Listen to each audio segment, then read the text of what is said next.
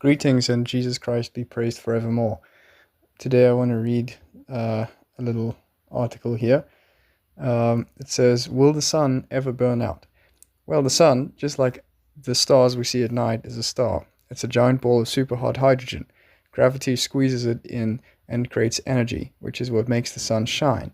Eventually it'll use up all of that hydrogen, but in the process it's creating helium.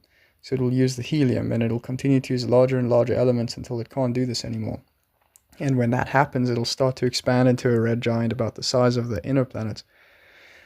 Then it'll shrink back into a very strange star called a white dwarf. Super hot, but not very bright, and about the size of the Earth. But our sun has a pretty long lifetime. It's about halfway through its 10 billion year lifetime. So the sun will never really burn out, but it will change and be a very different, dim kind of star when it reaches the end of its normal life. I'll put the link to this text here so that you can check it out for yourself. But the idea that I actually want to work with is, let's just pretend for a moment that all that actually exists is what you can see with your eyes or touch with your hands. Okay, so we're limiting the what exists to meet those two criteria. So if it doesn't meet those two criteria, we just pretend it doesn't exist.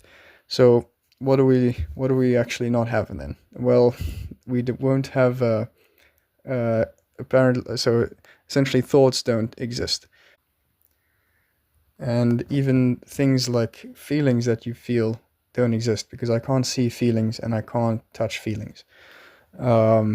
What else? Okay, let's think. Yeah, let's think. So we're also losing truth, because I can't see or touch truth, and so even things like reality are not even meaningful words. Okay, anyways, what I was working on here is, if we look at those two criteria, okay, and we consider, okay, everything that exists right now in our world that's living has kind of, we would say, a 5 billion year lifespan.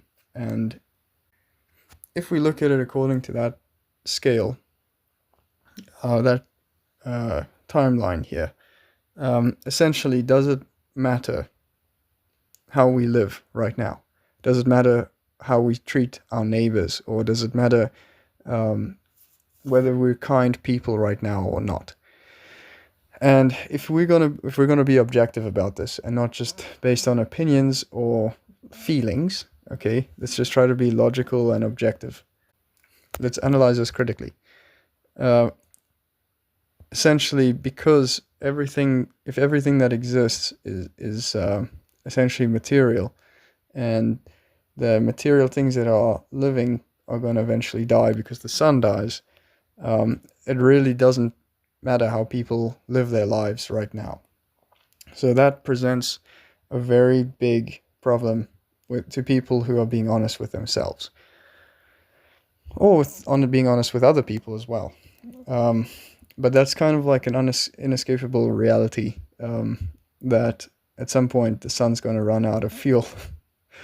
And so, yeah, that's basically one way that you can actually see for yourself that if things don't have intrinsic value or meaning behind them, or purpose in them, and we might even say purpose as an a priori fact, which is something that's granted as true starting out in our investigation, is necessary before you could even claim that something is meaningful or has a purpose.